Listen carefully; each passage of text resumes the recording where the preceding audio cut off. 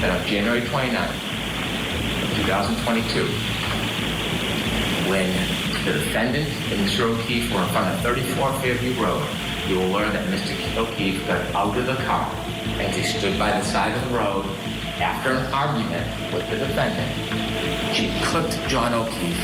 He fell backwards, hit his head, broke his skull, and she simply drove away. Karen Read is not guilty of hitting John O'Keefe with her SUV. There was no collision. She's the victim of a botched and biased and corrupted investigation that was never about the truth, folks. It was about preserving loyalty.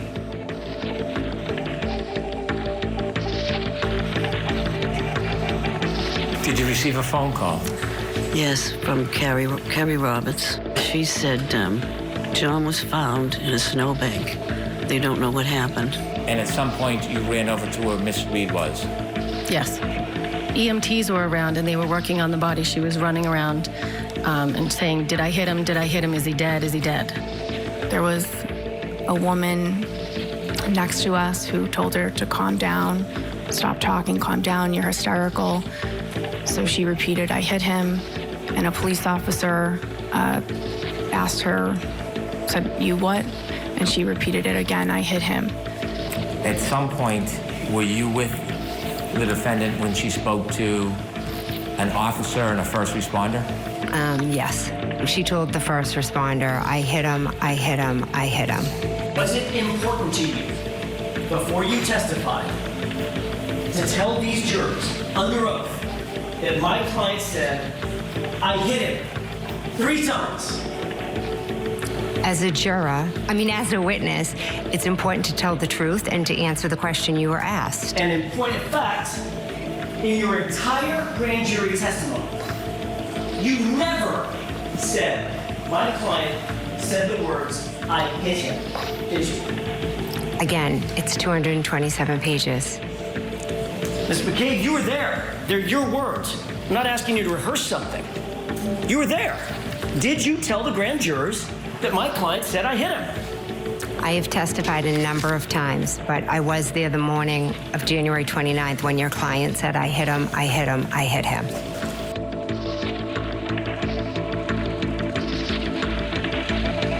The defendant stated that she dropped Mr. O'Keefe off at 34 Fairview. She did not see him go in the house. She was asked about the damage to her rear taillight, to which she stated, quote, I don't know how I did it last night. She stated that she made a 3-point turn and left.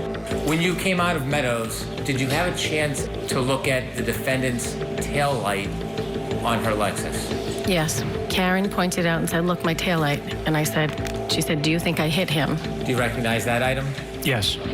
Is that one of the items you bagged that night? Yes.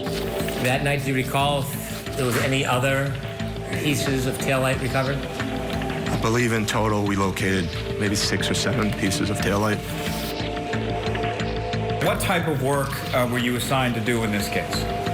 So I was given items of plastic for comparison. The red plastic that I sampled from from the debris from the clothing was found to be consistent in color, microscopic appearance, and instrumental properties with the portions that I sampled from the red plastic from the taillight.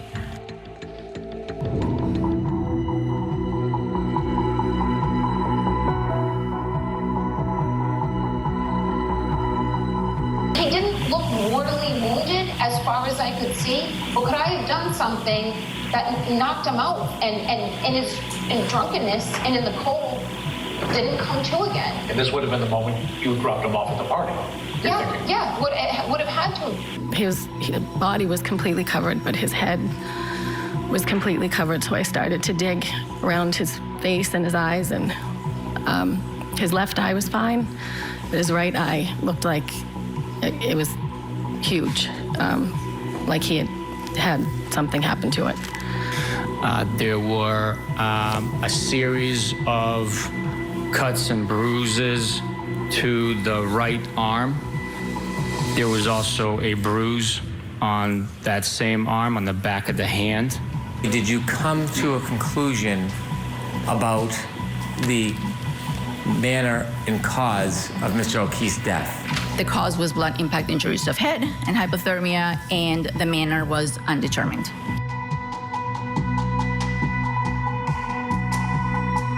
What was the total snow accumulation from the storm in its entirety? 23.8 inches. So just short of 2 feet, is that correct? That's correct. The ground was frozen. The soil was frozen, and the surface of the ground was frozen. And it would have made the ground impenetrable. Why did you go back to the spot where John was lying when you first saw him? When they lifted him up, there was grass underneath him, and I could see his phone. At 31 minutes and 56 seconds, we start the health event that shows 36 steps were taken. The message, "Pull behind me," is read. 32 minutes and 9 seconds, the message's application is closed. And the device is locked for the last time. At 12:53, that's about, what, 21 minutes or so after that phone stops moving? What's the temperature? 61 Fahrenheit. You mentioned that you were looking for time information or power on information regarding 2 events. Correct. Can we characterize those events as text stream events? Yes, we can. That second text stream event is a backing up maneuver. When you looked at the time from the Lexus clock regarding that backing event, did you do an analysis of John O'Keefe's phone?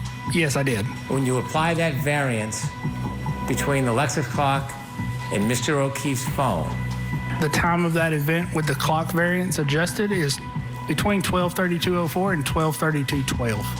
You would agree that there's not even a degree called Bachelor of General Science in Mathematics and Business Administration offered at the University of Alabama, correct? Correct. That should be Bachelor of General Studies with minor in Mathematics and Business Administration. And what you just articulated, you do not possess as you sit here today, correct? That is correct.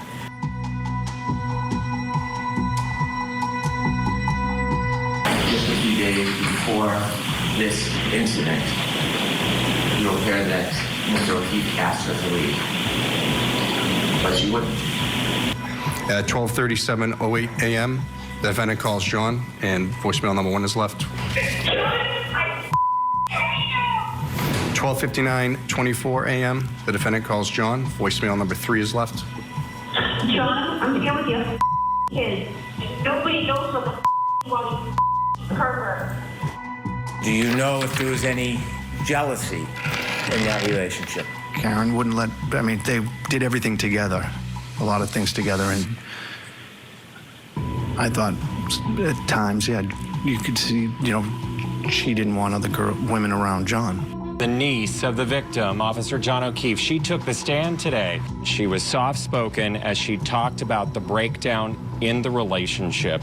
Then they went into details about the possible motive and that Aruba trip. She said that there was a lot more tension and fighting. And then she went on to describe the fact that her uncle, who again she called JJ, asked Karen Read to leave his home after that trip, that New Year's trip, and Karen Read refused to. The totality of, to put a label on the whole thing, my opinion is that she's trying to get revenge. Get revenge Yes, get revenge.